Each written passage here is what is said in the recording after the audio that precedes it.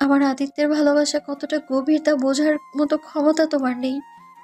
আর না, তোমার সামনে সেটা প্রমাণ করার কোনো প্রয়োজন আমি বোধ করি। শুধু মনে রেখো, শুধু এক জনম কেন, আরো 7 জনম ভালোবাসলেও আদিত্যের ভালোবাসার সমান কেউ করতে পারবে না, কখনো না। তুমি এসবের মাঝে না পড়লেই খুশি হব। কথা শেষ করেই উঠে নিজের রুমে চলে গেল নূর। তার এখন পাভেলকে অসহ্য লাগছে, সবকিছুর অসহ্য লাগছে তার। মনটা পড়ে আদিত্যের বিয়ে হয়ে কিভাবে বাঁচবে সে তার আদিত্যকে ছাড়া। আলাদাই করার ছিল, তাহলে এই নতুন জীবনে কেন দিল আল্লাহ তাকে? রাতের দিকে বাসায় ফিরল আবির। হেয়ার ডেলিভারির ভালোভাবেই হয়েছে, ছেলে সন্তান হয়েছে তাদের। বিহান সেখানে রয়েছে বউ বাচ্চার সাথে। অনেক রাত হয় আবির বাসায় চলে এসেছে। তবে বাসায় আসতেই খাদিজার কাছে ঘটনার বিবরণ জানতে পারে সে। ভীষণ রকম চমকে যায় সে। এদিকে বন্ধু পুরোপুরি সুস্থ হওয়ার খুশি, অন্যদিকে নূরকে চিনতে পারার চিন্তা মন খারাপ করে দিল তার। সে দ্রুত পায়ে বাড়ালো আদিত্য রুমের দিকে। রুমে এসে দেখলো আদিত্য অস্থিরভাবে পায়চারি করছে। আবিরকে দেখে সে দ্রুত তার সামনে এসে উত্তেজিত কণ্ঠে বলল, আমার নূর কই আবির? বল আবির, আমার আমার অ্যাঞ্জেল কোথায়? আমাদের তো অ্যাক্সিডেন্ট হয়েছিল, তারপর কি হয়েছে? আর আমার অ্যাঞ্জেল কোথায়? ওকে দেখছি না কেন? সত্যি করে বল, ওর কিছু হয়নি তো? তোর অ্যাঞ্জেল তো তোর সামনে ছিল, তাকে তুই বের করে দিলে। হোয়াট? কি আবল তাবল বলছিস এসব? দেখ, হেয়ালি না করে সত্যি করে বল, নূর কোথায়? আই এম স্কেয়ার নাও। আবির আদিত্যর হাত ধরে বলল, শান্ত হ আদি, আমি বলছি তোকে সব। আগে শান্ত হয়ে বস। আবির আদিত্যকে বিছানার ওপর বসিয়ে বলল, দেখ, আমি যা বলবো তা মন দিয়ে শুনবে, আগে উত্তেজিত হবে না। আবির, তুই আগে বল আমার নূর কোথায়? বলছি, তোদের অ্যাক্সিডেন্টে 2 বছরের বেশি হয়ে গেছে আদি। তুই এতদিন মানসিকভাবে অসুস্থ ছিলে, এর মাঝে অনেক কিছু হয়ে গেছে। 2 বছর হয়ে গেছে? এতদিন নূর নিশ্চয়ই আমার সাথেই ছিল, তাই না? বল। আদিত্যের কণ্ঠ কম্পিত ভীতগ্রস্ত। আবির বলল, আগে আমার পুরো কথা শোন। অ্যাক্সিডেন্টের পর নূর ভাবিকে পাওয়া যায়নি। আমরা ভেবেছিলাম সে বোধ হয়, তুই সে কারণে আসলে মানসিক ভারসাম্য হারিয়ে ফেলিস। কিন্তু আল্লাহর অশেষ মেহেরবানিতে নূর ভাবি আবার ফিরে আসে। আমরা জানতে পারি সে বেঁচে আছে। গত 2 বছর সে অন্য এক জীবন অতিবাহিত করছিল। কি বলছিস? আমি কিছুই বুঝতে পারছি না। তুই শুধু বল, নূর এখন কোথায়? আমার সামনে কেন আসছে না? আসবে কিভাবে? তুই তাকে দাঁড়িয়ে দিলে। জাগতে অসুস্থ অবস্থায় যখন আমরা কেউ চিনতে পারিনি, তুই ঠিকই চিনতে পারলি, আর সুস্থ হতে দাঁড়িয়ে দিলি। কি বারবার একই কথা বলছিস? আমি কেন নূরকে তাড়িয়ে দিব? পাগল হয়ে গেছিস তুই? নূরকে তো আমি পাগলের মতো খুঁজে যাচ্ছি তখন থেকে। ভাবে তো তোর সামনে ছিল, জায়গাতে অন্য মেয়ে ভেবে তখন তাড়িয়ে দিলে। ওটাই তো নূর, তোর অ্যাঞ্জেল।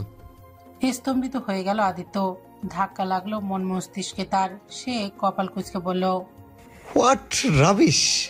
ওই মেয়ে কিভাবে নূর হবে? ও তো অন্য কেউ। আমি কি আমার নূরকে চিনব না? হ্যাঁ আদি, ওইটাই নূর ভাবি। অ্যাক্সিডেন্টের পর ভাবির চেহারা নষ্ট হয়ে যায়, তাই তাকে নতুন চেহারা দেওয়া হয়। শুধুই না, ভাবি তো স্মৃতিও হারিয়ে ফেলেছিল। গত 2 বছর সে অন্য এক পরিবারের স্নেহের পরিচয় বেঁচেছিল, এবং ঘটনাচক্রে তোর সাথে দেখা হয়। তারপর ধীরে ধীরে তার সব মনে পড়ে যায়। প্রথমে আমরা বিশ্বাস করিনি তার কথা, কিন্তু পরে যখন নূর ভাবি মা বাবার সাথে ডিএনএ ম্যাচ করা হয়, তখন সত্যি সত্যি জানতে পারি সে আসলে আমাদের নূর ভাবি, তোর অ্যাঞ্জেল। তবে এর মাঝে একটা জিনিস ভালো হয়েছে, নূর ভাবির মানসিক অবস্থা স্বাভাবিক হয়ে গেছে। সে এখন বাকি সবার মতোই স্বাভাবিক। এরপর থেকে সে দিন রাত তোর সেবা করে তোকে সুস্থ করে তুলল। তোর বিশ্বাস না হলে আমি তোকে এক্ষুনি ডিএনএ রিপোর্ট দেখাচ্ছি, তাহলে তুই বুঝতে পারবি। আবির ডিএনএ টেস্টের রিপোর্ট এনে দেখালো আদিত্যকে। সবটা শুনে আবার রিপোর্টের দিকে আদিত্য থমকে গেল। হৃৎপিণ্ড চিপে আসলো তার। অপরাধ বোধ গলায় চিপে ধরলো তার। নিজেকে তার যেন আজ একেবারেই অযোগ্য ব্যক্তি মনে হচ্ছে। সে কিভাবে চিনতে পারল না তার প্রাণ ভোমরাকে? আজ বাহিক চেহারাটাই শুধু তার চোখে পড়লো। মেয়েটা কতবার বলতে চাইলো, কিন্তু আমি অপদার্থ তা শুনতেই চাইলাম না। মেয়েটাকে কিভাবে বের করে দিলাম বাড়ি থেকে? এখন কোন মুখে নিয়ে যাব আমি তার সামনে? আমাকে কি মাফ করবে সে? ফিরবে কি আর আমার কাছে? না জানি কোথায় আছে আমার এঞ্জেলটা। না না, এইভাবে আমি যেতে দিতে পারবো না তাকে। আরো একবার হারাতে দিব না আমি আমার এঞ্জেলকে। যেভাবে হোক তাকে খুঁজে আনবো আমি। দূরে যেতে দিব না কিছুতেই। আদিত্য অস্থির কণ্ঠে বলল, আবির, আমাদের দ্রুত খুঁজতে হবে নূরকে। না জানি কোথায় আছে মেয়েটা। ও কি বাড়ি চলে গেছে? আচ্ছা আচ্ছা, শান্ত হও আগে। আমি ভাবির গ্রামের বাড়ি ফোন করে শুনছি ভাবি গেছে কিনা। আবির প্রথমে নূরের নাম্বারে ফোন দেয়, কিন্তু নূর যাওয়ার সময় ফোন রেখে চলে গেছে। তাই ফোন দিল নূরের গ্রামের বাড়িতে। তবে তারা জানালো নূর সেখানে যায়নি। আবির আদিত্যকে বলল। ভাবি তো নাকি ওখানে নেই আদি। আদিত্য সব এলোমেলো হয়ে যাচ্ছে, পাগলের মতো অস্থির করুণ সুরে বলল। সব আমার জন্য হয়েছে, এখন কি করব আমি? আবারও হারিয়ে ফেললাম আমার অ্যাঞ্জেলকে। নূর নিশ্চয়ই কষ্ট পেয়ে কোথাও চলে গেছে। আমার নিজেকে মেরে ফেলতে ইচ্ছে করছে। শান্ত হও, পেয়ে যাবো ভাবিকে, চিন্তা করিস না। ভাবি হয়তো ওনার নতুন পরিবারের কাছেও যেতে পারে, স্নেহার মা বাবার কাছে। কিন্তু ওনাদের নাম্বার তো আমার কাছে নেই। ওনাদের বাসা কোথায়? আমাকে নিয়ে চল এক্ষুনি সেখানে। ঠিক আছে, চল। আদিত্য আবিরের সাথে দ্রুত বের হলো স্নেহাদের বাসার উদ্দেশ্যে। ঘণ্টাখানেকের ব্যবধানে তারা পৌঁছে গেল কাঙ্ক্ষিত ঠিকানায়। গাড়ি থেকে নেমে আদিত্য আবির বাসার সামনে পৌঁছালে হঠাৎ পাভেলের সামনে এসে তাদের পথ আটকে ধরল। তাকে দেখে ভুরু কুঁচকে আসলো আদিত্যর। পাভেল শটান হয়ে দাঁড়িয়ে বলে উঠল। এখানে আবার কোন মুখে এসেছিস? স্নেহার ধারে কাছেও যাওয়ার অধিকার হারিয়ে ফেলেছিস তুই। ফিরে যা এখান থেকে। স্নেহাকে পাওয়ার যোগ্য না তুই। ওকে আমি যতটা ভালোবাসি ততটা কেউ বাঁচতে পারবে না। এমন কিছু নেই তোর মাঝে যা আমার নেই। তাহলে স্নেহা কেন তোর হবে? আবির রেগে গিয়ে বলল। গতবারের ধোলাইয়ে বোধ হয় স্যাটিসফাই হোস না তুই। ব্যাপার না, এবার পুরো স্যাটিসফাই করে দেব। আদিত্যর কোচকানো ভুরু যেন আরো কুচকে এলো। ছেলেটার কথাবার্তা বুঝতে কিছুটা অপারগ হচ্ছে সে। আদিত্য বিষয়টা জানার উদ্দেশ্যে আবিরের দিকে তাকালে আবির তখন আদিত্যকে পাভেলের বিষয়টা খুলে বলে। তা শুনে আদিত্য এবার ঘাড় বাঁকিয়ে তীক্ষ্ণ সরু চোখে নজর নিক্ষেপ করলো পাভেলের পানে। পাভেলের ওপর নিচ স্ক্যান করে দেখলো খানিকটা, তারপর মাথা অন্যদিকে ঘুরে হালকা তাচ্ছিল হাসি টেনে বলল। সাদমান শাহরিয়ার আদিত্য একটু ব্রেকে কি চলে গিয়েছে? মিনি বিড়ালও হুঙ্কার দেখানোর সাহস করছে। আদিত্য দুপা এগিয়ে এসে পাভেলের মুখোমুখি হয়ে দাঁড়িয়ে বলল। তো কি যেন বলছিলি? কম্প্যারিজন। তোর আর আমার মাঝে এমনিতে কোনো কম্পেয়ার যায় না। আদিত্যের সাথে কম্পেয়ার করারও একটা লেভেল লাগে। আর নূরকে কতটা ভালোবাসি সেটা নিয়ে তো কখনোই কোনো কম্প্যারিজন ইম্পসিবল। আমি চাইলে তোর এই দুঃসাহসের শাস্তি হিসেবে তোর কলিজাখানা এই মুহূর্তে টেনে ছিঁড়ে বের করে ফেলতে পারি। জাস্ট 1 সেকেন্ডের ব্যাপার। তবে তুই যেহেতু কোনো খারাপ মতলবে না, বরং ভালোবাসার দাবি করছিস, তাই তোকে আয়না দেখানোটা জরুরি। তুই বলেছিলি না কি আছে আমার মাঝে যা তোর মাঝে নেই? এক্ষুনি দেখাচ্ছি। আদিত্য আবিরের উদ্দেশ্যে বলল। গাড়ি থেকে আমার গানটা নিয়ে আয়। আবির মাথা নেড়ে গাড়ি থেকে আদিত্যের গান বের করে নিয়ে এসে আদিত্যের হাতে দিল। আদিত্য পিস্তলের ভেতরে শুধু একটা গুলি ভরে পাভেলের উদ্দেশ্যে বলল। তুই বলেছিলি না আমার মাঝে কি এমন আছে যা তোর মাঝে নেই? তো এই হলো জবাব। আমি নুনের জন্য হাসতে হাসতে আমার জান দিয়ে দিতে পারবো। তুই পারবি? এই পিস্তলে একটা গুলি আছে, দেখা যাক কার কপালে জোটে এটা। যা তোর জন্য সহজ করে দিচ্ছি, প্রথমে আমি শুট করছি। বলেই আদিত্য নিজের মাথার পাশে পিস্তল ঠেকিয়ে ট্রিগার চাপল।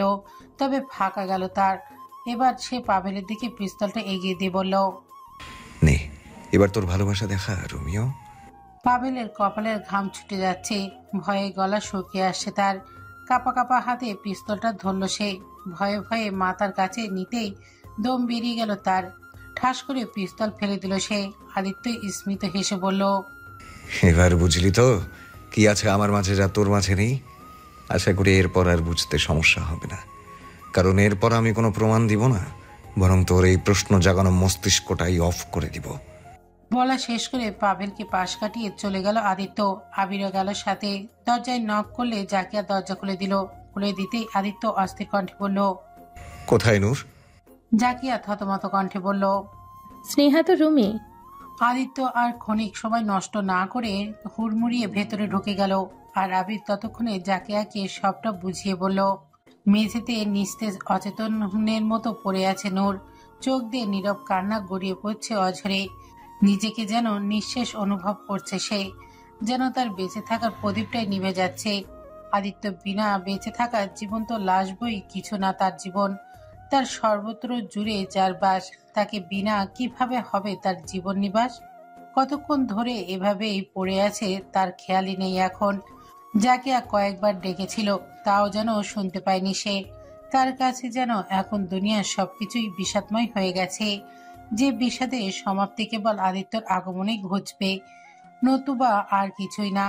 এবং সেই মুহূর্তই বুঝি এলো সহসায়, কানে এসে বাজলো সেই কাঙ্ক্ষিত কণ্ঠস্বরটি। অ্যাঞ্জেল। থমকিত হলো নূর। ঝট করে উঠে বসলো সে, পেছন ফিরে তাকালো। স্বয়ং আদিত্যকে দাঁড়িয়ে থাকতে দেখে যেন নিজের চোখে বিশ্বাস হলো না তার। অপলক অশ্রুভরা করুণ চাহনিতে তাকিয়ে রইল সে। আদিত্যের চোখে এক আকাশ ভালোবাসাময় উপচে পড়া নজর, যেন কতকাল বাদে পেল সে প্রেয়সীর দেখা। নজরে জমলো নোনা জলের পারদ। দুই হাত প্রসারিত করে প্রিয়তমাকে আহ্বান জানালো সে নিজের বাহুডোরে। বিরহে কাতর নূর যেন এটারই অপেক্ষায় ছিল। সে আর ক্ষণিক সময় ব্যয় না করে উঠে দাঁড়িয়ে পাগলের মতো দৌড়ে এসে হামলে পড়ল আদিত্যের বক্ষস্থলে। দুই হাতে পেঁচিয়ে ধরল আদিত্যের গলা। কাঁধে মুখ গুজে কান্নার জোর বাড়ালো সে। আদিত্য তার এঞ্জেলকে দুই হাতে শক্ত বাঁধনে মিশিয়ে নিল নিজের বক্ষ মাঝে। কোমর পেঁচিয়ে উঁচু করে ধরল আরো নিবিড় বাঁধনে। নূরের পা জমিন থেকে শূন্যে উঠে গেল। কাঁদছে সে, প্রাপ্তির কান্না। আদিত্য অনুভব করছে তার নূরকে। হ্যাঁ, এই তো তার এঞ্জেল। তার নিঃশ্বাস যে আদিত্যের রন্ধে রন্ধে পরিচিত। অনুভব করলো খুব করে তার প্রাণ ভোমরাকে। কিছুক্ষণ সেইভাবে থেকে আদিত্য নামালো তাকে। দুই হাতে নূরের মুখটা ধরে সহস্র চুমুর বর্ষণ করলো তার মুখ জুড়ে। কপালে কপাল ঠেকে অপরাধী গড়ায় বলল, আই এম সরি অ্যাঞ্জেল। আবির আমাকে সব বলেছে, মাফ করে দাও আমাকে। আমি আমার অ্যাঞ্জেলকে চিনতে পারিনি। আমার কলিজাটার সাথে কত খারাপ ব্যবহার করেছি। মাফ করে দাও অ্যাঞ্জেল। চাইলে শাস্তি দাও, সব মেনে নিব। শুধু আমার থেকে আর দূরে যেও না। এখন তো চোখ বুঝতেও ভয় করে। যদি তোমাকে হারিয়ে ফেলি, প্লিজ আর দূরে যেও না। আর তোমাকে হারাবার শক্তি নেই। নূর মায়াময় সুরে বলল, কোথায় যাব হিরো? আমার তো রাস্তাও তুমি, মঞ্জিলও তুমি। তুমি হিনা সবই শূন্য। চলো অ্যাঞ্জেল, তোমার রাজ্য তোমার অপেক্ষায় আছে। নূরের কপালে চুমু খেয়ে তাকে কোলে তুলে নিল আদিত্য। নূরও আবেশে মাথা রাখলো আদিত্যের কাঁধে। আদিত্য মহা বিরক্ত, যাকে বলে একেবারে অসহ্য পরিমাণে বিরক্ত। গলা প্রচন্ড বিরক্তিতে ভরে গেছে তার। বিরক্তির কারণ তার বন্ধু নামের শত্রুগুলো। সে ভেবে পায় না এগুলো আদৌ তার বন্ধু নাকি জাত শত্রু। কয়েকটা মিশা সওদাগরের চেয়ে বড় লেভেলের ভিলেন। এমন বন্ধু থাকলে আর শত্রুর কি দরকার? আজ এদের জন্য বউটাকে কাছে পাচ্ছে না সে।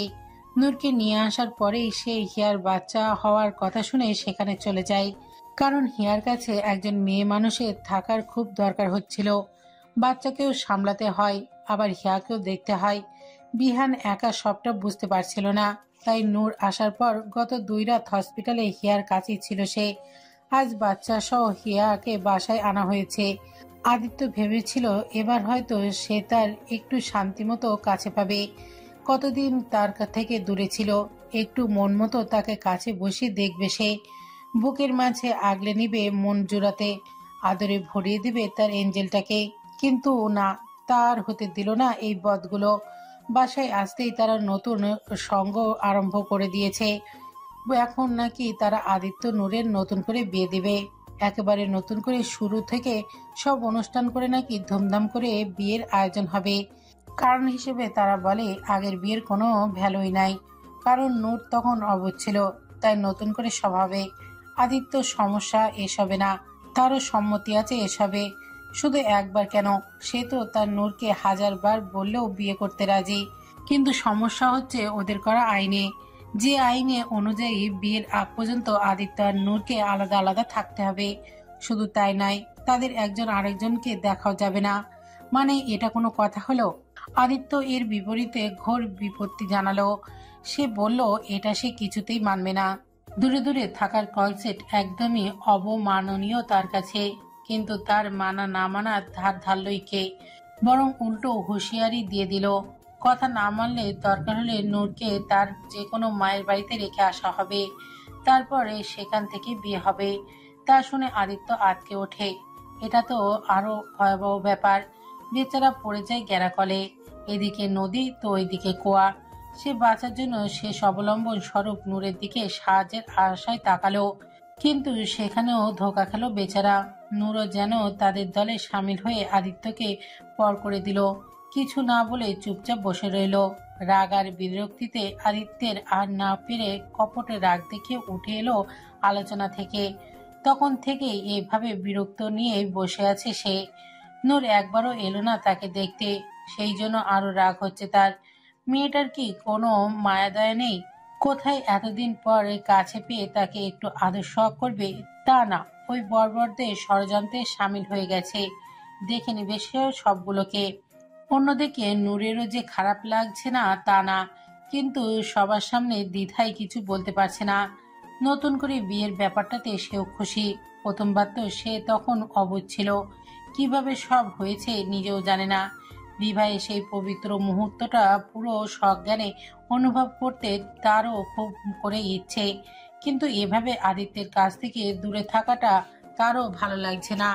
এত কিছুর পর আদিত্যকে কাছে পেল সে, তার সাথে একান্ত সময় কাটানোর ইচ্ছে নূরেরও কম নেই। কিন্তু কি করবে, সবার সামনে কি আর বলতে পারবে সে? লজ্জা যেন গলা টিপে ধরে তার। আর ওরাও কি ভাববে? ওরাও তো অনেক উৎসাহ নিয়ে এই বিয়ের আয়োজন করেছে, তখন তো আবার রাগ করতে পারে ওরা। তাই তো নূর চেয়েও বলতে পারেনি কিছু। কিন্তু আদিত্য রেগে চলে যাওয়াটা ভালো লাগছে না নূরের। সেই কখন থেকে রুমে ঢুকেছে আর বেরই হচ্ছে না। মন আনচান করছে নূরের একটিবার তাকে দেখার জন্য। লোকটার এভাবে রাগ হয়ে থাকাটা সহ্য হচ্ছে না তার। কতবার উকিঝুঁকি দিয়েছে নূর, কিন্তু সে পুরুষের দেখা করি তার কাছে যেতেও তো পারছে না।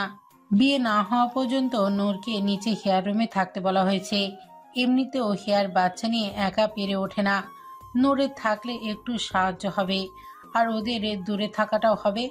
বিহান ততদিন অন্য রুমে থাকবে, তাই নূর এখন নিচের রুমে অবস্থান করছে। কয়েকবার সিঁড়ির কাছে গিয়ে উকিঝুঁকি দিয়েছে আদিত্যের রুমে, তবে কেউ না কেউ সামনে পড়ায় আর এগোতে পারছে না। সবগুলো নজর গেড়ে রেখেছে তাদের ওপর, যেন কোনো চোর তারা। নূরের ফোনটাও নিয়ে নেওয়া হয়েছে, এমনকি রাতের খাবারটাও নূর আর আদিত্যকে যার যার রুমে গিয়ে দিয়ে আসা হলো। নূরের মুখে খাবার উঠবে কিভাবে? সে তো জানে আদিত্য রেগে না খেয়ে আছে নিশ্চয়, তাহলে নূর কিভাবে খাবে? হেয়ার জোরাজুরি করলে নূর বলল তার কেমন অ্যাসিডিটি হচ্ছে, তাই খাবে না। হেয়াও শেষমেশ হার মেনে আর কিছু বলল না। মলিন মনেই হেয়ার রুমে রাতে থেকে গেল নূর। মনটা পড়ে রইল ওই রুষ্ট পুরুষের আঙ্গিনায়। রাতে হেয়ার বাবুটা কেঁদে ওঠে। হেয়া অনেক চেষ্টা করেও থামাতে পারছে না। নূরও কিছুক্ষণ নিয়ে হাঁটলো, কিন্তু থামছে না কিছুতেই। নূর তখন বলল, বাবুর বোধহয় পেট ব্যথা করছে, পেটে একটু কুসুম গরম ভাপ দিলে হয়তো ভালো লাগবে। আমি নিয়ে আসছি এখনই। হিয়া বাচ্চাটাকে কোলে দোলাতে দোলাতে বলল। আচ্ছা ভাবি, আসুন। নূর রান্নাঘরে গিয়ে জলদি একটু গরম পানি করে আনলো। তারপর একটা কাপড়ে হালকা ভাব নিয়ে বাচ্চার পেটে আর মাজার ছেঁকে দিল, এবং কিছুক্ষণ পর ধীরে ধীরে বাবু শান্ত হয়ে ঘুমিয়ে গেল। হিয়া কৃতজ্ঞতা প্রকাশ করে বলল, থ্যাংক ইউ ভাবি, আপনি না থাকলে বাবুকে শান্তই করতে পারতাম না আমি। সত্যি আপনি অনেক ভালো একজন মা হবেন। লজ্জাভাব প্রকাশ পেল নূরের মুখময়ে। পানির পাত্র রাখতে আবারও রান্নাঘরের দিকে এগোলো সে। রান্নাঘরে বেসিনের গরম পানিটুকু ঢেলে পাত্রটাকে রেখে হাত ধুইতে লাগলো বেসিনের পানিতে। ঠিক তখনই আচমকা একটা হাত পেছন থেকে এসে চেপে ধরল তার মুখ। অন্য আরেকটা হাত বেসিনের ট্যাপ বন্ধ করে দিয়ে সেই হাতেই নূরের দুই হাত সহ পেট পেঁচিয়ে ধরল শক্ত করে। নূর কোনো কিছু বুঝে ওঠার আগেই আগন্তুক তাকে পেঁচিয়ে ধরে নিয়ে যেতে লাগলো বাইরের দিকে। নূর আটকে উঠেছে। নিজেকে ছাড়ানোর জন্য নড়াচড়া করতে গিয়েও এই শক্ত বাঁধনের জোরে পেরে উঠছে না সে। ভয়ে অন্তর কাঁপছে তার। ভয়ের তোরে সে অনুভব করতে পারলো আসল ব্যক্তিটাকে। তার ছটপটিনির মাঝে ব্যক্তিটি তাকে বাইরের পুলের কাছে নিয়ে এলো। সুইমিং পুলের পাশে এনে থামলো সে। নূর ছাড়া পাওয়ার চেষ্টা তখনও তোড়জোড় চালাচ্ছে। হঠাৎ তখনই কানের কাছে উষ্ণ কণ্ঠস্বর পেল, আমাকে আগুনে পুড়িয়ে খুব আরামে আছো তাই না? এর চেয়ে ভালো এই পানিতে ডুবিয়েই মেরে ফেলো। থমকিত হলো নূর। স্থির হলো সকল ছটপটানি তার। শান্ত হলো আতঙ্কিত হৃদয় স্পন্দনটা। বুঝতে পারল এটা তারই আপন পুরুষটা। আদিত্যর বাঁধন ঢিলা হলো। হাত সরিয়ে নিল নূরের মুখের উপর থেকে। ধীরে ধীরে ঘাড় বাঁকিয়ে পেছনে তাকালো নূর। কাঁধের পাশে রুষ্ট মানবের তপ্ত নজরে নজর গাঁথল তার। চোখ পিটপিট করে কণ্ঠ খাতে নামিয়ে হালকা বিস্মিত ভরা সুরে বলল, তুমি? এভাবে কেউ আনে? জানো কত ভয় পেয়ে গিয়েছিলাম আমি। আদিত্য চোয়াল শক্ত করে বলল, তো কি করতাম? তুমি তো আরামে গিয়ে শুয়ে পড়েছো। আমার চিন্তা কই তোমার? এভাবে না আনলে তো আর জনাবা আর আসতেন না। তোমার কি আর এত টান আছে? বলেই নূরকে ছেড়ে উল্টো দিকে চলে যেতে নিল আদিত্য। তবে তার আগেই নূর এক হাতে ধরে ফেলল আদিত্যের, আটকাতে চাইল তাকে। কিন্তু রুষ্ট আদিত্য সেদিকে না তাকিয়ে উল্টো দিকে ফিরে থেকেই নিজের হাত ছাড়াতে চাইল নূরের হাত থেকে। ছাড়ল না নূর। সে দুই হাতে শক্ত করে ধরে রইল আদিত্যের হাতটা। করুণ সুরে বলল, রেগে আছো? আদিত্য ফিরে তাকিয়ে দাঁতে দাঁত চেপে বলল, না তো, আমি তো খুশিতে নাচছি। আমার বউ ওদের ষড়যন্ত্রে সামিল হয়ে গেল, তাতে খুশিতে বুক ফুলে গেছে আমার। আর এইভাবে কেন বলছো? আমার কি দোষ? হ্যাঁ, কি দোষ তোমার? সবার সামনে একটা কথা বললে না, এ আর এমন কি দোষ? আসলে তোমার কোনো কিছু যায় আসে না, তাই তো কিছু বললে না। একবার আমার কাছে আসার চেষ্টাও করলে না। আমি পাগল যে মরে যাচ্ছি তোমাকে দেখার জন্য। তোমার তো কোনো আগ্রহই নেই। ঠিক আছে, যাও তাহলে। রাগ দেখিয়ে চলে যাওয়ার জন্য হাত ছাড়াতে চাইল আদিত্য। নূর তখন কাঁদো কাঁদো গলায় করুণ সুরে বলল, প্লিজ বলো না এভাবে। আমিও তোমাকে দেখার জন্য কখন থেকে উতলা হয়ে আছি। অনেক চেষ্টা করেও পারিনি যেতে। আমি কি করতাম? সবার সামনে কিভাবে বলি আমি? ওরা কি ভাবে কতটা নির্লজ্জ আমি? আর তাছাড়া ওরা কতটা অসহায়, উৎসাহ নিয়ে আমাদের জন্য এত কিছুর আয়োজন করেছে। এখন আমরা মানা করলে মনটা ভেঙে যাবে না ওদের? শুধু কয়েকটা দিনেরই তো ব্যাপার। এটাকে আমাদের জীবনের নতুন একটা অনুভব মনে করো না। বিয়ের আগে যে সময়টার অনুভূতি সেটাও হবে। প্লিজ রাগ করো না। আদিত্য এবার একটু নরম হলো। সে এগিয়ে এসে দুই হাতে নূরের মুখটা ধরে কপালে কপাল ঠেকিয়ে আবেগী স্বরে বলল, এত কিছু আমি জানি না। আমার শুধু তোমাকে চাই, তাই জানি। খুব করে চাই, সর্বাক্ষণ চাই। এতদিন পর তোমাকে কাছে পেয়েছি আমি। নিজের সাথে মিশিয়ে নিতে চাই তোমাকে। তৃষ্ণার্থ হৃদয় জুড়াতে চাই তোমার সান্নিধ্যে। চোখের সীমানা জুড়ে তোমার বিচরণ চাই। নিঃশ্বাসে মাখিয়ে নিতে চাই তোমার সুবাস। চোখের পলক সমান দূরত্ব সহ্য হচ্ছে না আমার। আদিত্যর বিমোহিত কথনে দ্রবীভূত নূরের ভেতর বাহির। সেও বিপরীতে দুই হাতে রাখলো আদিত্যর গালে। মায়াময় সুরে বলল, আমি তো তোমারই, সবটাই তোমার। তোমাতেই তো আমার নির্বাসন। শুধু কয়েকটা দিনেরই তো দূরত্ব। তারপর শুধু তোমার চোখের তারায় আমার বসবাস হবে। আচ্ছা ঠিক আছে, তবে আজকের রাত তুমি আমার কাছেই থাকবে। আজ তোমাকে দূরে যেতে দিব না আমি।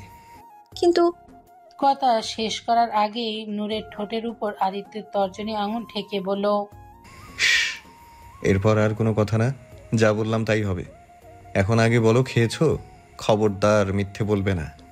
নূর মাথা নুয়ে দুই দিকে নাড়িয়ে বোঝালো সে খায়নি। আদিত্য বলল, জানতাম না খেয়েই পড়ে আছো। যেন তুমি বড় খেয়ে বসে আছো। জানি তুমিও খাওনি, রাগে ফুলে যে আছো। আর তুমি না খেলে আমি কি করে খাবো? আচ্ছা ঠিক আছে, আমারও অনেক ক্ষুধা লেগেছে। চলো দুজনে একসাথে খাই। আচ্ছা তুমি বসো, আমি খাবার নিয়ে আসছি। বলেই নূর বাসার দিকে পা বাড়াতে নিলে আদিত্য তার হাত ধরে টান মেরে নিজের সাথে মিশিয়ে নিয়ে বলল, কোথাও যেতে হবে না তোমার। আমি সব ব্যবস্থা আগেই করে রেখেছি। দূরে যাওয়ার কোনো স্কোপ নেই আজ তোমার। বলেই আদিত্য দুই হাতে পাজা খোলা করে তুলে নিল নূরকে। নূর শুধু তার লাজরাঙা মুখ লোকাতে ব্যস্ত। আদিত্য নূরকে নিয়ে পুলের অন্য সাইডে এলো। সেখানে আদিত্য আগে থেকেই বসার জন্য চাদর বিছিয়ে রেখেছিল। চাদরের ওপর খাবার টিফিন বক্স রাখা আছে, সাথে প্রয়োজনীয় প্লেট গ্লাসও আছে। নূরি সেসব দেখে একটু অবাকই হলো। তার মানে জনাব আগে থেকেই এসব প্ল্যান করে রেখেছিল। আদিত্য নূরকে কোলে নিয়ে চাদরের উপর বসালো। নূর কোল থেকে নেমে সরে বসতে চাইলে আদিত্য আরো চেপে ধরে বলল, কি হলো, এত লাফালাফি করছো কেন? আরে খাবার না খাবে? না নামলে কিভাবে খাবে? হ্যাঁ, তো খাবার খাওয়ার নামার সাথে কি সম্পর্ক? যা করবে এখানে বসেই করবে, নো নামানামি। অগত্যা নূর আদিত্যর কোলে বসেই বক্স থেকে খাবার প্লেটে বাড়ল। তারপর হাতের লোকমা নিয়েই এগিয়ে ধরল আদিত্যের মুখের সামনে। লোকমা সহ পুরো আঙুলগুলোই মুখের ভেতরে পড়ে নিল আদিত্য। পরবর্তীতে তা বের করতে নিলে আঙুলগুলো চুষে নিল সে। মুখে লেপটে আছে দুষ্ট চাহনিপূর্ণ হাসি। নূরের মুখে লাজরাঙা। আদিত্য হাত ধুয়ে প্লেট থেকে খাবার নিয়ে সেও নূরকে খাইয়ে দিল। এইভাবে খাবার শেষ হলো তাদের। আদিত্য তার এঁটো মুখ টিস্যু দিয়ে মুছে দিতে বলল নূরকে। তাই করলো নূর।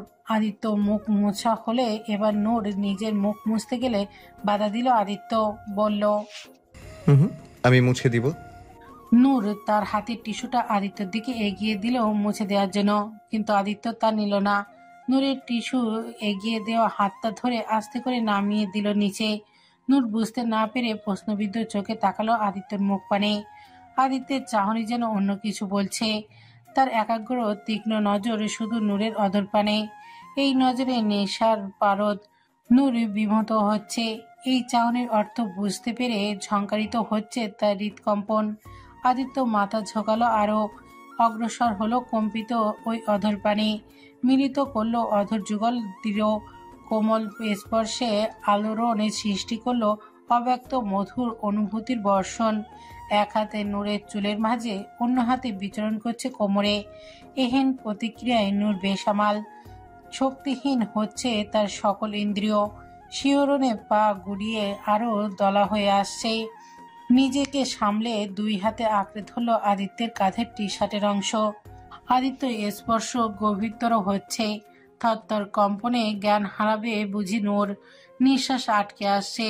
নূর যে আর পারছে না। আদিত্য তাকে কোথায় ভাসিয়ে নিয়ে যাচ্ছে। আদিত্য থামছে না। আরো নিবিড় থেকে নিবিড় হচ্ছে তার আলিঙ্গন। এক পর্যায়ে নূরও নিজেকে আটকাতে পারল না। আদিত্যর ক্রিয়ায় তাল মেলালো নিজেও।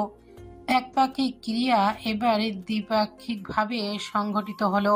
আদিত্যের হাতের বিচরণ আরো অবাধ্য হচ্ছে। এই ক্রিয়ার প্রতিক্রিয়া চলতে চলতে এক পর্যায়ে নূরের নিঃশ্বাস বন্ধ হয়ে আসলো যেন। আদিত্য ইতি ঘটালো তখন। অধৈর্যগল আলাদা করলো। কপালে কপাল ঠেকিয়ে হাঁপাতে লাগলো দুজন। ক্ষণিকের পর ধাতস্থ হয়ে আদিত্য নেশালো কণ্ঠে বলল, অনেক কষ্টে নিজেকে আটকালাম অ্যাঞ্জেল।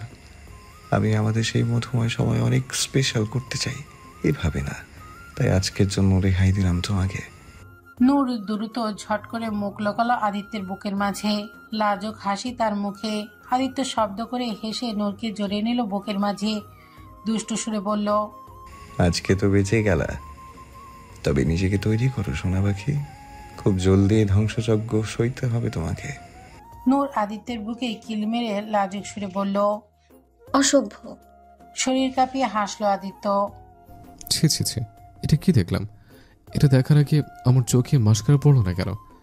ছেলে মেয়ে বংশের নাম বাথটাবে ডুবিয়ে দিল একেবারে, তোর সাবান ছাড়া। হায় হায়, এ কি হয়ে গেল? ওই দিন দেখার আগে বিহানের পাছায় ফোড়া হয়ে গেল না কেন? এখন সমাজে বডি দেখাবো কিভাবে আমি? বিহান পাশ থেকে ঘাড় বাঁকিয়ে আবিরের দিকে ভুরু কুঁচকে তাকিয়ে বলল, তুই সমাজে বডি দেখাই যাবে রাজ? সমাজে মুখ কেমনে দেখামো এইটাই না কবি। আবির মুখ চোখা করে বিরক্তি সুরে বলল, মুখ দেখায় তোদের মতো আবালটা। আবিরেরই হট বডি থাকতে মুখ কোন দুঃখে দেখাতে যাব? এত খাটুনি করে বডি বানাইছে কি পাথর ঘাটে খোয়া ভাঙার জন্য? তেল যেত এখানে পোলামাইয়ে চুরি করে দেখা করে বংশের এলইডি লাইট নিভিয়ে দিচ্ছে, আর তুই পড়েছিস সুরটের অঙ্গ প্রত্যঙ্গ নিয়ে। হ, কথা তো একেবারে হাঁচাই কইছস। আদি এটা একেবারে ঠিক করে নাই ক্যা। আমাদের অনুমতি ছাড়া এইভাবে দেখা করতে আইসা আমাদের দিলে চোট লাগা দিচ্ছস। নূর বোধহয় আজকের মতো লজ্জাজনক পরিস্থিতিতে জীবনেও পড়েনি। লজ্জায় মাটি খুঁড়ে ভেতরে ঢুকে পড়লে বেঁচে যেত সে।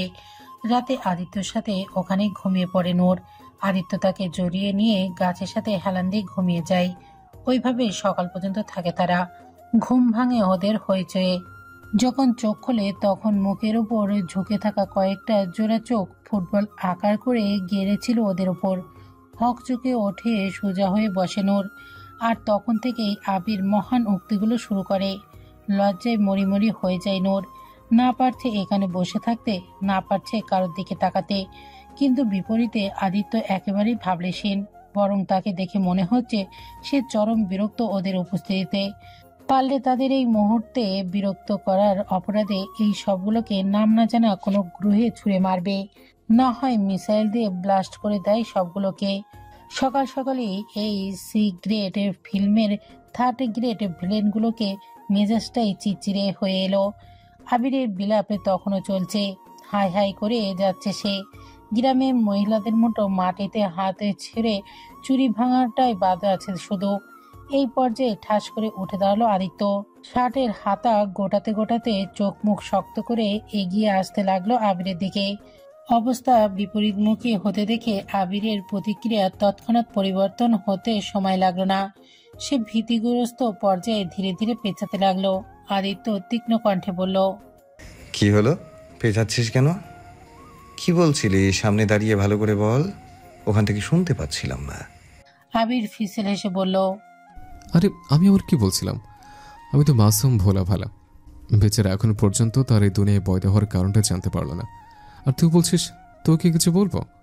এত দুঃসাহসে অধমে। আবির পেছাতে পেছাতে বিহানের কাছে এসে দাঁড়ালো। ফট করে বিহানের হাত ধরে তাকে আদিত্যের সামনে এগিয়ে দিয়ে নিজে বিহানের পেছনে দাঁড়িয়ে বলে উঠল, আরে সব তুই বেহান্নে বলছিল, আমি কিছু বলিনি, সত্যি বলছি, তোর চুলের কসম। তুই আমার ফুসফুসের বন্ধু, তোর কিছু বলার আগে আমার জিহ্বা না ছিঁড়ে পড়ে। সত্যি বলছি, এই বিহান তোকে একটুও দেখতে পারে না, খালি তোর বদনাম করে। বিহান ধরফাড়ানো কণ্ঠে বলল, ওই হালা কি করছ এল্লা? আমি কখন কি কইলাম? নিজে পাত মাইরা আমার নাম দিতাছস। দুই মুখ হালা আমার বলির পাটা বানাই দিতাছস। আমার পলডারে বাপ ছাড়া করতে চাস? আদিত্য চোয়াল চিবিয়ে বলল, মনে হচ্ছে তোদের দুজনের ওপর অনেকদিন মার না পড়ে পড়ে জং ধরে গেছে, আজ বোধ হয় জং ছাড়াতেই হবে। আবির বিহানের পিছন থেকে মিছে সাহস দেখানোর ভঙ্গিতে বলল, দেখা দি, এটা কিন্তু একদম ঠিক করছিস না তুই। এটা কিন্তু ক্ষমতার অপব্যবহার হচ্ছে, পুরো অসাম্প্রদায়িক কর্মকাণ্ড সংগঠিত হচ্ছে।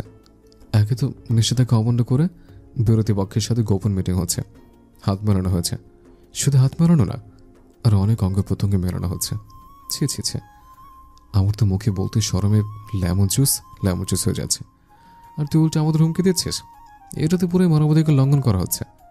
আমরা এর বিরুদ্ধে তীব্র নিন্দা আর ঘোর আপত্তি জানাচ্ছে। কে রে বিহান, কা?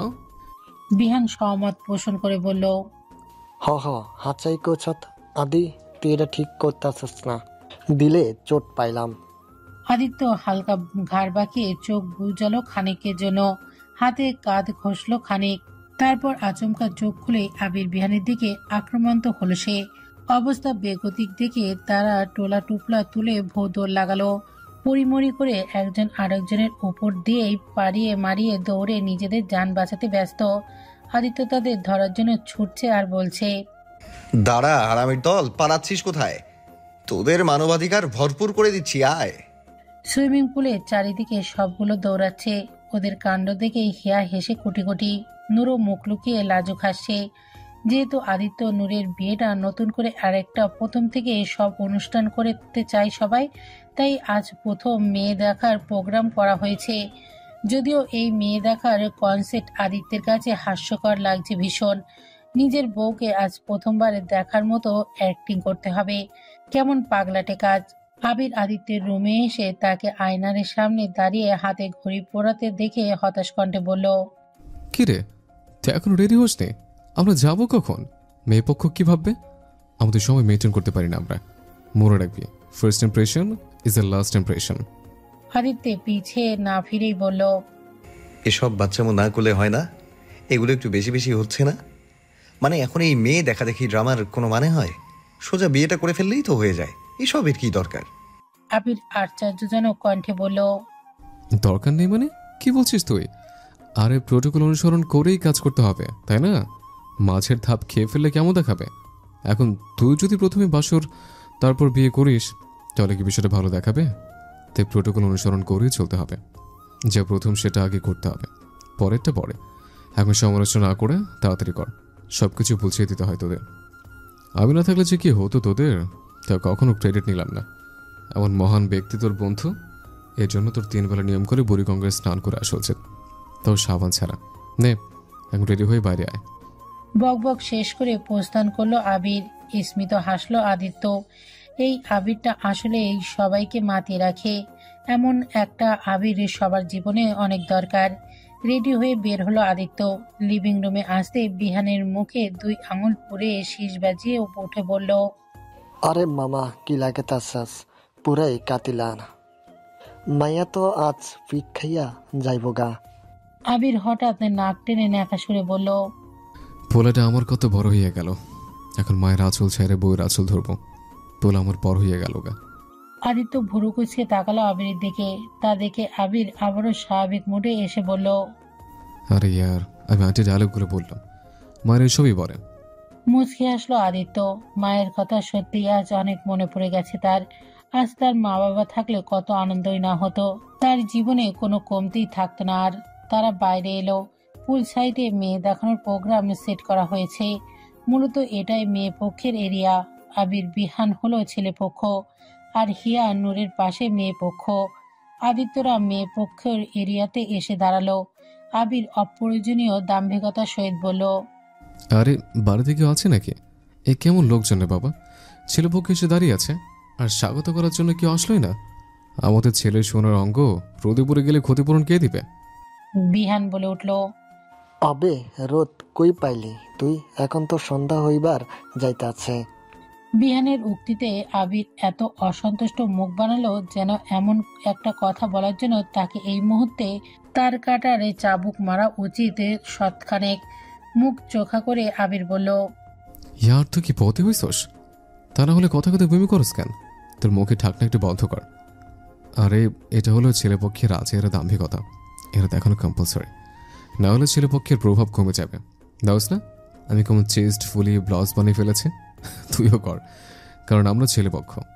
আমাদের আর কিছু থাকুক বা না থাকুক, আজের অহংকার থাকে ইজ ভেরি মাচ ইম্পর্ট্যান্ট। সবকিছু আমারই বুঝিয়ে দিতে হয় তোদের। আমি না থাকলে যে কি হতো। ওদের কথার মাঝে হিয়া এগিয়ে এলো। অভ্যন্তনা জানিয়ে বসতে দিল তাদের। তারপর বলল, মাফ করবেন, আসলে কনেকে রেডি করছিলাম তো, একা হাতে সব করতে হয়েছে। মেয়ে পক্ষের তো আমি একাই, কয়টা সামলাবো। আবির হাতলওয়ালা চেয়ারে বসে পায়ের ওপর পা তুলে অপ্রয়োজনীয় দাম্ভিকতার বজায় রেখেই বলল, শুনে অনেক দুঃখ হলো। ছেলেপক্ষের পাল্লা ভারী, কারণ আমরা এমনিতেই বেশি ক্ষমতাবান, তার উপর মেয়ে পক্ষের জনসংখ্যাও কম। এখন তো আমরা আরও এগিয়ে। So sad. কে বললো মেয়ে পক্ষে মানুষ কম? এই তো তাদের পক্ষে সদস্য এসে পড়েছে। মেয়েটি কণ্ঠের বাণীটি কানে আসতেই পেছনে ফিরে তাকালো তখন সবাই। আবিরও ঘাড় বাঁকিয়ে তাকালো পেছনে। মেরুন রঙের লং গাউনের জামা আয় আবৃত আহানা তখন চোখের সামনে প্রতিমাই হলো। পাতলা সিমসিমা গরনের মেয়েটি চিকন হিলের জুতো পরে কদম বাড়িয়ে এগিয়ে আসছে তাদের দিকে। পিঠময় মেলে থাকা চুলগুলো হাঁটার তালে তালে দোল খাচ্ছে। চিকন মুখে লেপ্টে আছে সূক্ষ্ম মিষ্টি হাসি। তাকে এই মুহূর্তে এখানে দেখাটা আবিরের জন্য অকাঙ্ক্ষিত বটে। তার ধারণা ছিল না এই বিষয়ে। কিছুটা বিস্মিত সে। আহানা ততক্ষণে সবার মাঝে এসে দাঁড়িয়ে বলল, হিয়া ভাবি টেনশন নট, আমি এসে গেছি। এবার মেয়েপক্ষ আর ছেলেপক্ষ সমান সমান, অ্যাকচুয়ালি সমান সমান না, cause girls are always the best. চোখের সানগ্লাসটা চোখের ওপর থেকে কিছুটা নামিয়ে নাকের ডগায় এনে ঠেকালো আবির। ঘাড় হালকা কাত করে তীক্ষ্ণ দৃষ্টিতে অবলোকন করলো অহনার আপাতমস্তক। বাঁকা হাসি রেখা তখন তার ঠোঁটের কোণে। অতবার বলল, আরে ভাই বিহান, কথা কিন্তু মিছে না। মেয়ে পক্ষ আসলেই ভীতিকর হয়ে গেল এবার। পেতনি সর্দার নিখোঁজ যেখানে এসে হাজির হলো, সেখানে তো কোনো কিছু বলাই বাহাল্য। এই সাধারণ মানুষের কি সাধ্য আছে পেতনির নারীর সাথে পাঙ্কা নেওয়ার? এখন তো যার যার জানমালের ক্ষয়ক্ষতি চিন্তা করতে হবে। কখন না জানি পেতনি সর্দারনির ডিনারের টেবিলে আমাদের সাজিয়ে দেয়। বলেই হো হো করে হাসা শুরু করে দিল আবির। সাথে বিহানও হাসিতে ফেটে পড়ল। আহানা হাত ভাঁজ করে এক ভুরু উঁচিয়ে স্থির দৃষ্টিতে তাকিয়ে রইল ওদের দিকে।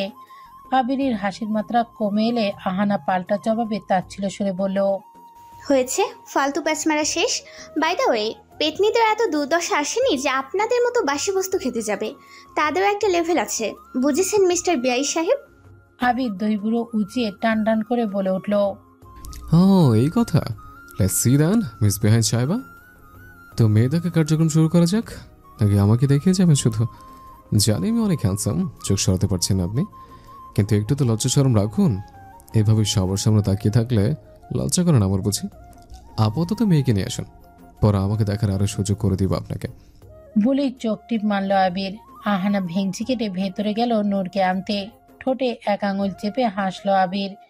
একটু পর আহানা নূরকে ধরে নিয়ে এলো বাইরে। হালকা গোলাপি রঙের শাড়িতে নিজেকে জড়িয়েছে, মাথায় ঘোমটাটা টেনে রেখেছে সে। আদিত্য হাতলের হাতের কোনোই ঠেকিয়ে তালুতে গাল থেকে অপলক দৃষ্টি গেড়ে রইল তার বধূর পানে। আদিত্যর যেন এই দেখাদেখির প্রোগ্রাম এবার সত্যি ভালো লাগছে। এই যে ও নূর এইভাবে শুধু ওর জন্যই সেজে এসেছে, তার চোখের পছন্দনীয় হওয়ার জন্য, যেমনটা সত্যি সত্যি দেখতে আসলে কোনো মেয়ে নয়। এ অনুভূতিটা অসাধারণ যা এই মুহূর্তে আদিত্যর হচ্ছে। সে তার বধূকে মুগ্ধ নয়নে দেখে যাচ্ছে। নূর এগিয়ে এলো তাদের সামনে, হাতে তার চায়ের ট্রে। একে একে চা দিল সবাইকে। সব শেষে এলো আদিত্যের সামনে। আদিত্যের সামনে ঝুঁকে চায়ের ট্রে থেকে চায়ের কাপটা এগিয়ে দিল তার দিকে। আদিত্য অপলক নয়ন, নূরের চোখ সে চোখে পড়তেই এক চোখ টিপ মেরে দিল আদিত্য, সাথে ঠোঁটে চোখা করে চুমো দেখালো ফট করে। নূরের হাত থেকে চায়ের ট্রে পড়তে পড়তে বাঁচল যেন। লজ্জায় দ্রুত সরে গেল নূর। শব্দহীন হাসলো আদিত্য। নূরকে বসানো হলো আদিত্যের মুখোমুখি সামনের চেয়ারে। আদিত্য বেহায়া একগ্র নজর নূরের পানে স্থির। তার দিকে তীক্ষ্ণ দৃষ্টিতে তাকিয়ে থেকেই চায়ের কাপে চুমুক দিচ্ছে সে। নূর মাথা নুয়ে আছে। তার কেমন যেন সত্যি সত্যি দেখতে আসার মতো লজ্জা লাগছে। আবির মুরব্বীদের মতো করে বলে উঠল, হ্যাঁ তো বেশ সাহেবা, মেয়ের সম্বন্ধে কিছু বলেন আমাদের। কি জানতে চান বলুন। আমাদের মেয়ে সর্বগুণ সম্পূর্ণ, সে সব গুণেই গুণান্বিত। রূপে অপরূপা, রান্নায় অপূর্ণা, সকল কাজেই পারদর্শী সে। আরে এসব তো পুরোনো ট্রেন্ড, এখন আর এসব দেখে না মানুষ। এখন ডিজিটাল জামানা, তাই প্রশ্ন ডিজিটাল হবে। এই যেমন মেয়ে কি টিকটক করতে পারে? সে কি কাভালিয়া গানে কোনো ভিডিও বানিয়েছে? তার কি পেজ আছে? মেয়ের কতগুলো ফলোয়ার আছে দেখো। ছেলের কিন্তু 1 মিলিয়ন ফলোয়ার, সেখানে মেয়ের অন্তত 50 লাখ তো হওয়ারই দরকার, তাহলে না ম্যাচ হবে। আরে আমাদের ছেলের জন্য তো 2 মিলিয়ন ফলোয়ারের মালিক মেয়েরা পাগল। ও তাই নাকি? তো মিস্টার বিআই সাহেব, আমরা মেয়েকে হিরোর সাথে বিয়ে দিতে চাই, কোনো হিরো আলমের সাথে না। আবির লাফে উঠে বলল, কি এত বিশাল অপমান? বুর্জ খলিফার চেয়ে বড় অপমান এটা। না, এরপর আর এক মুহূর্ত থাকবো না। আমাদের ছেলের জন্য কি মেয়ের অভাব নাকি? চল আদি এখান থেকে। কিন্তু বেচারার অপ্রয়োজনীয় দাপটের কেউ 1 ছটাক দামও দিল না। আদিত্য আইসি ভঙ্গিতে বলল, মেয়ে আমার পছন্দ, আমরা একটু একা কথা বলতে চাই। বলেই উঠে দাঁড়িয়ে আদিত্য কারোর ধার না ধরে নূরের হাত ধরে দাঁড় করিয়ে সোজা ভেতরে নিয়ে গেল। বেচারা আবির আহত দৃষ্টিতে তাকিয়ে বলল, পোলাপন মানুষ করতে পারলাম না। সবগুলো হেসে লুটিয়ে পড়ল। আদিত্য নূরকে নিজের রুমে নিয়ে এলো। রুমে এসে দরজা লাগিয়ে দিল। নূরের কেন যেন হঠাৎ অনেক লজ্জা লাগছে। সে সত্যি সত্যি আজ প্রথম লোকটা তার কাছে এসেছে। আদিত্য দরজা লাগিয়ে নূরের হাত ধরে বিছানার ওপর পা ঝুলিয়ে বসালো। তারপর বলল, নিচে আমি তোমাকে ভালো করে দেখতে পাইনি। যে ভারত পাকিস্তানের বর্ডারের মতো ঘুমটা টেনেছিলে, এখন দেখব। ঘুমটা খুলো, চুল দেখাও আমাকে। আমি দেখতে চাই আমার হবুয়ের চুল কত বড়। এগুলো দেখা অনেক জরুরি, বুঝেছো? নাও নাও, ঘুমটা সরাও। নূর কিছুটা থতমত খেয়ে গেল আদিত্যের কথায়। নূরকে চুপ থাকতে দেখে আদিত্য নিজেই নূরকে ঘুরিয়ে বসিয়ে মাথার ওপর থেকে ঘোমটা সরিয়ে দিল। পিঠময় এলোকে এসে দেখতে পেল আদিত্য। চুলের ওপর আঙুলের উল্টো পিঠ বলিয়ে দিতে লাগলো। ধীরে ধীরে মাথা ঝুঁকিয়ে নাক ডুবিয়ে দিল চুলের মাঝে। ঘ্রাণ টেনে নিল নিঃশ্বাসে। চোখ বুজে নিল নূর। ভারী হলো শ্বাস প্রশ্বাস তার। আদিত্য ধীরে ধীরে তার এক হাতে গলিয়ে দিল শাড়ির ফাঁকে নূরের কোমরে। কোমর পেঁচিয়ে ধরে তাকে আরো কাছে টেনে নিল নিবিড়ভাবে। কম্পিত হলো নূর, হৃদকম্পন হলো বেসামাল। কাঁধে আদিত্যের উষ্ণ নিঃশ্বাসের কাঁটা দিয়ে উঠল তার লোমকূপ। কোনো রকমে নিজেকে সামলে এসে বলল, চুলা দেখার সাথে সাথে কি এসব করারও রীতি আছে নাকি? আদিত্য নূরের কাঁধের ওপর থেকে চুল সরিয়ে সেথায় অধর লিপটিয়ে ফিসফিসানি সুরে বলল, আছে তো, তবে সবার জন্য না। আমার মতো কিছু স্পেশাল কেসের ক্ষেত্রে আছে, যারা নিজের বউকে আবার নতুন করে বিয়ে করার সৌভাগ্য পায়, শুধু তাদের জন্য এই রীতি। নূরের কানের ঝমকায় টোকা দিয়ে বলল, বুঝেছো, আমার বউ কম হবু বউ। হেসে উঠল নূর। মুখ গুজল আদিত্যের বুকে। আদিত্য হেসে জড়িয়ে নিল নূরকে। আজ গায়ে হলুদের দিন ধার্য করা হয়েছে। সকাল থেকেই তোড়জোড় চলছে। বাসার লনে পুল সাইডে স্টেজ সাজিয়ে হলুদে ফাংশনের আয়োজন করা হয়েছে। আজ অল্প সংখ্যক কিছু মেহমানও আসবে। নূরের 2 মায়ের পরিবারও আসবে। বিকেল পর্যন্ত সব আয়োজন শেষ করে সবাই এবার রেডি হতে লেগে পড়ল।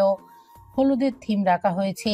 মেয়েরা কলাপাতা রঙের শাড়ি আর ছেলেরা কলাপাতা রঙের পাঞ্জাবি আর সাদা চুড়িদার পাজামা, তবে বরকনের কালার আলাদা। নূরকে লাল পাড়ের হলুদ শাড়ি সজ্জিত করা হয়েছে, আর আদিত্য সেজেছে হলুদ পাঞ্জাবিতে। জারবেরা আর গাজরা ফুলের গহনাতে সাজানো হয়েছে রূপবতী কনেকে। নূরকে রেডি করানো শেষে হিয়া আর আহনাও নিজ নিজ রুমে এলো তৈরি হতে। হিয়া রুমে এসে দেখলো বিহান ছেলেকে কোলে নিয়ে খেলছে তার সাথে। ছোট্ট ছেলেটাকেও সে হলুদের থিম অনুযায়ী কলাপাতা রঙের ছোট্ট পাঞ্জাবি পরিয়ে দিয়েছে। ছেলের বাবা কোলে ছোট্ট হাত পা নেড়ে খেলছে, যেন সে খুব করে বুঝতে পারছে এই লোকটাই তার বাবা। বাবার কাছে সে খুব খুশি। ছোট্ট নরম হাতে বাবার মুখ হাত দিয়ে যাচ্ছে। হিয়া দরজায় হেলান দিয়ে দাঁড়িয়ে কিছুক্ষণ নীরব দৃষ্টিতে তাকিয়ে দেখলো বাবা ছেলের সেই সুন্দর মুহূর্ত। বিহান বাবুর খেয়াল হিয়ার চেয়ে বেশি রাখে। প্রথম যেদিন ছেলেকে নিজের কোলে নিয়েছিল তার চোখে ছিল খুশির কান্না, যেন জীবনের সেরা উপহারটা পেয়েছে সে। নাম পরিচয়হীন পরিবারের ছায়া ছাড়া বেড়ে ওঠা লোকটার যেন নিজের সন্তানের মধ্যে সকল অপূর্ণতার অবসানও খুঁজে পেয়েছিল। বুকের সাথে লাগিয়ে নিয়েছিল নিজের সত্তাকে। বাসায় আসার পরও বিহান বেশিরভাগ সময় বাবুর খেয়াল রাখে। একটু কাঁদলেই অস্থির হয়ে যায় সে। হিয়া কখনো ভাবেনি তার জীবনেও এতটা সুখের দিন আসবে। বিহান শুধু হিয়াকে নয়, তার বাবা মাকেও আপন করে নিয়েছে। নিজের বাবা মার মতোই শ্রদ্ধা আর যত্ন করে তাদের। বিহান তার জীবনের সত্যি কোনো বরদান হয়ে এসেছে যেন। বিহানের মতো একটা খাঁটি শুদ্ধ একটা মানুষ তার জীবনসঙ্গী হিসেবে এসে হিয়াকে করেছে সৌভাগ্যবতী। হিয়ার ভাবনার মাঝেই বিহানের নজর পড়ে হিয়ার ওপর। তাকে দেখে বিহান হাসি মুখে বলল, আরে ওখানে খাড়াই আছো কেলা, ভিতরে আও। দেহ বাবুর কি সুন্দর লাগতাছে, একবারে পুরাই হিরো। মাশাল্লাহ, কি সুন্দর আমার পোলাটায়। হিয়া মুগ্ধ হেসে এগিয়ে এলো ওদের দিকে। মাথা ঝুঁকিয়ে প্রথমে ছেলের কপালে চুমু খেয়ে বলল, হ্যাঁ, অনেক সুন্দর লাগছে। এরপর হিয়া চুমু খেলো বিহানের কপালে। চুমু খেয়ে বলল, ঠিক তার বাবার মতো। বাবার মতোই হ্যান্ডসাম হয়েছে আমাদের ছেলে, শুধু চেহারাই না। আমি চাই বাবুর ব্যক্তিত্ব যেন তার বাবার মতো হোক। বাবুর জন্য আদর্শ হিসেবে তার বাবার চেয়ে বড় আর কি হতে পারে। বিহান প্রাপ্তি নজরে তাকালো হিয়ার দিকে। চোখ দুটো চিকচিক করছে। এক নজরে বলছে এই মুহূর্তে সে পরিপূর্ণ সর্বসুখী। গেস্ট রুমে আয়নার সামনে দাঁড়িয়ে নিজেকে হলুদ ফাংশনে সাজে সজ্জিত করতে ব্যস্ত আহনা। সাজের অধিকাংশ অংশই প্রায় শেষ, তবে পেছনের ফিতা একটু সমস্যা হচ্ছে তার। উল্টো দিকে হাত নিয়ে ঠিক করে মন মতো হচ্ছে না বাঁধা।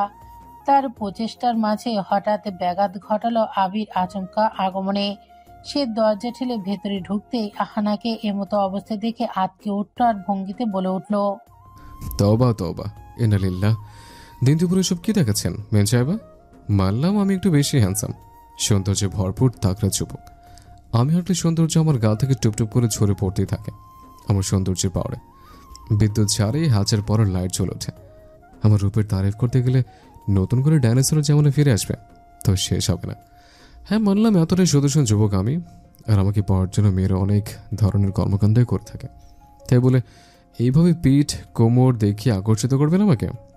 বেচারা আমার মতো মাসুম ইনোসেন্ট অবলা ছেলেটা কি এসব সইতে পারবে? এক্ষুনি যদি শরম এটা করে আমার হার্টের অবসান ঘটিয়ে দিত তখন?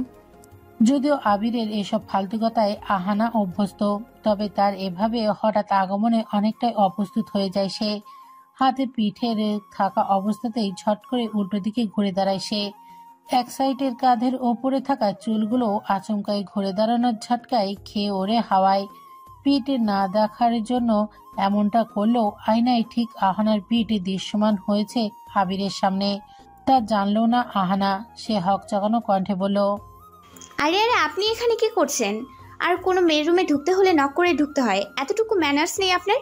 আমিও কাকে কি বলছি, যে কিনা জীবনে ম্যানার্স নামক ওয়ার্ডটাও শুনেছি কিনা সন্দেহ, তার কাছ থেকে আর কি বা আশা করা যায়? বাহ, খুব ভালো। একে তো চিকন কোমর দেখিয়ে ছেলে কাবু করার ধান্দা হচ্ছে, এখন নাকি সে ওর ম্যানার শেখাবে। আরে ভাই, প্রকৃতির ডাকে সারা দিতে ওয়াশরুম খুঁজছিলাম। আমার জানার মতে তো এটা আদিদের বাসার গেস্ট রুম। এখানে কোনো মেয়ে আছে নাকি পেতনি আছে, তাই মাছুম ছেলেটা কিভাবে জানবে? জানলে কি আর বেচারা লাজুক ছেলেটাকে ইচ্ছে করে এমন কিছু দেখতো? কখনোই না। লাজুক বলতে আপনি নিজেকে বোঝাতে চাচ্ছেন? অবশ্যই, এখানে আমি তো একমাত্র লাজুক ব্যক্তি। আরে লজ্জাতে আমার ভেতরে ঠেসে ঠেসে পড়া, লজ্জার ভারে হাঁটাই মুশকিল আমার। আমি তো এতটাই লাজুক যে আয়নায় নিজেকে দেখার আগে মাথায় ঘুমটা টেনে নেই। আহানা দাঁতে দাঁত চেপে বলল, বাহ, সত্যি আপনাকে দেখে তো লজ্জা নিজেই নিজেকে বেশরম ভাবে। আপনার মতো মানুষ আছে বলেই লজ্জা এখনো জীবিত আছে। আপনাকে এমন লজ্জাজনক পরিস্থিতিতে ফেলার জন্য আমি অত্যন্ত দুঃখিত। দয়া করে কি আপনি এখন প্রস্থান করতে পারবেন প্লিজ? আরে বললি হলো নাকি? আমাকে শরম অ্যাটাক দিয়ে এখন যেতে বলছেন বেঞ্চ সাহেব? এখন আমার অ্যাটাক ঠিক করবে কে? আপনি অ্যাটাক দিয়েছেন, আপনি ঠিক করবেন। মানে অ্যাটাক আবার ঠিক করে কিভাবে? ডাবল অ্যাটাক দিয়ে। কি? আরে হ্যাঁ, যেমন সিনেমাতে মাথায় আঘাত পেয়ে স্মৃতিশক্তি হারিয়ে যায়, পরে আবারও তার চেয়ে বেশি আঘাত পেয়ে স্মৃতিশক্তি ফিরেও আসে। আমারও ঠিক তেমনই।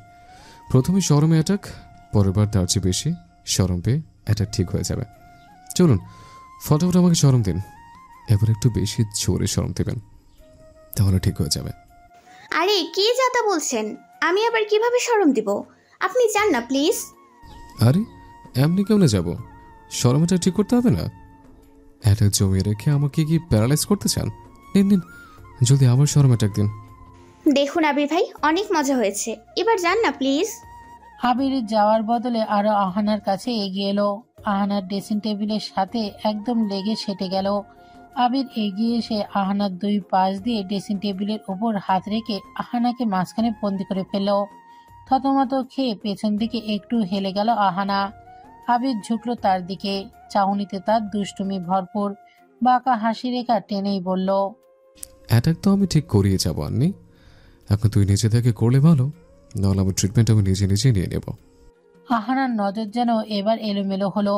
আবিরের ওই ঘাতক নজরে বিমোর হচ্ছে সে। আহানার মুখ পানে একগ্র নজর রেখেই আবির তার হাত দুটো ধীরে ধীরে আহানার পিঠের দিকে এগিয়ে নিল।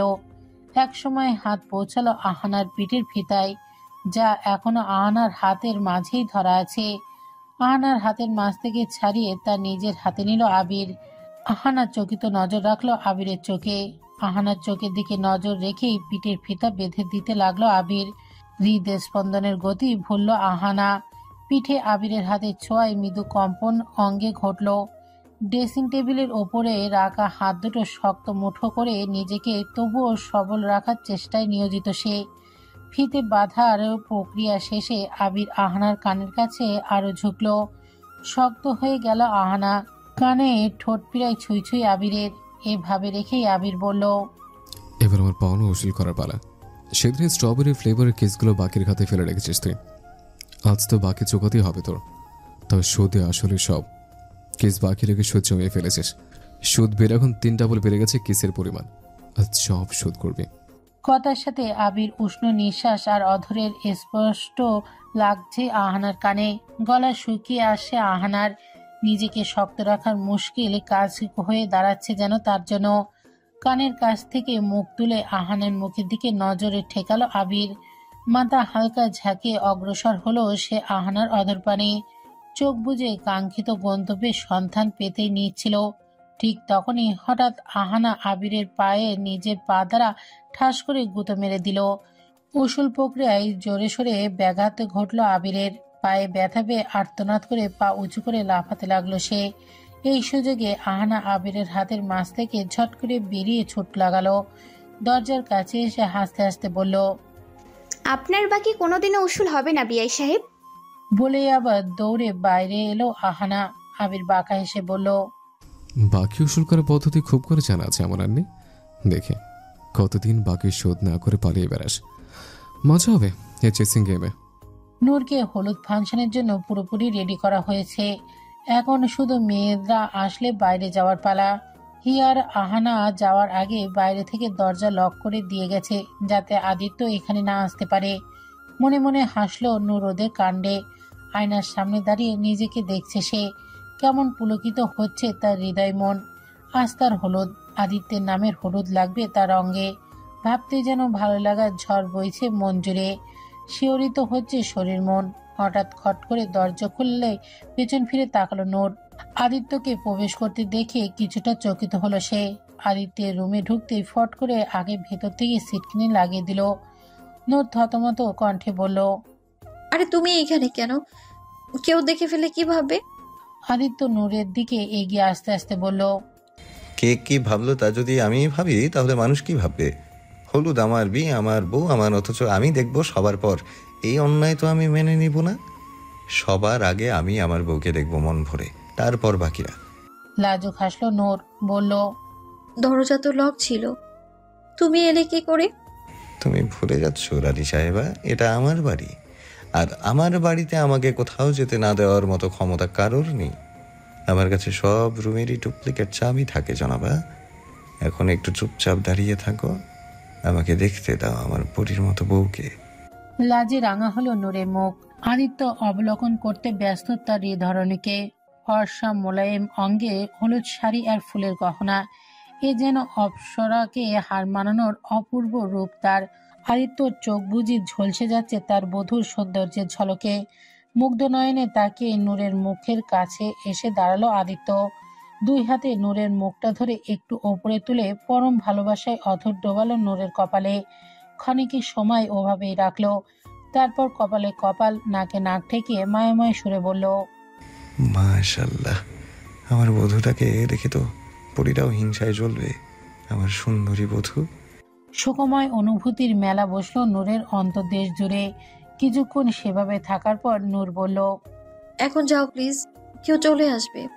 হুম, আসল কাজ তো এখনো করিনি। আমার বউয়ের সাথে হলুদ খেলার অধিকার সবার প্রথম আমার। আগে আমরা আলাদা হলুদ খেলবো, তারপর বাকিরা। কিন্তু বাকি কথা পূরণ করতে দিল না আদিত্য। নূরের ঠোঁটে তর্জনী আঙুল চেপে ধরে বলল, কোনো কথা না, যা বললাম তাই হবে। পরপরই নূরকে কোলে তুলে নিল আদিত্য। তাকে নিয়ে এসে রুমের ডিভানের ওপর পা তুলে বসালো। আদিত্য বসলো নিচে নূরের পায়ের সামনে। ডিভানের ওপর নূরের হাঁটু উঁচু করে ভেঙে বসা পা দুটো আরেকটু সামনে টেনে আনলো। শাড়ির ওপরের দিকে হাঁটু পর্যন্ত উঠিয়ে রেখে হাঁটুর নিচে পাটুকুই উন্মুক্ত করলো আদিত্য। পকেট থেকে একটা ছোট্ট প্লাস্টিকের প্যাকেট বের করলো সে, তাতে বাটা হলুদ ছিল। নূরের দিকে তাকিয়ে মায়াময়ী হাসলো একবার আদিত্য। প্রথমে দুই পায়ে চুমুর পরশ বোলালো সযত্নে, তারপর প্যাকেট থেকে হলুদ পেস্ট হাতে আঙুলে মাখিয়ে নূরের আলতারাঙা ফর্সা পায়ে মাখিয়ে দিল। ওপর থেকে নিচ পর্যন্ত টেনে মাখিয়ে দিল হলুদ পেস্ট। নূর এক ধ্যানে তাকিয়ে দেখছে তার সুদর্শন পুরুষকে। পুরুষটার চোখে কত ভালোবাসা, কত যত্ন করে হলুদ লাগিয়ে দিচ্ছে সে। এতটা পাগলের মতো কেন ভালোবাসে লোকটা তাকে? সে কি সামলাতে পারবে এত ভালোবাসার জোয়ার? নূর কি কখনো তার ভালোবাসার বাড়াবাড়ি করতে পারবে? এত ভালোবাসায় যে সে হারিয়ে ফেলে নিজেকে। লোভী হয়ে যায় সে, আরো বেশি করে শুধু এই পুরুষটার ভালোবাসা চায় সে, সারা জীবন চায়।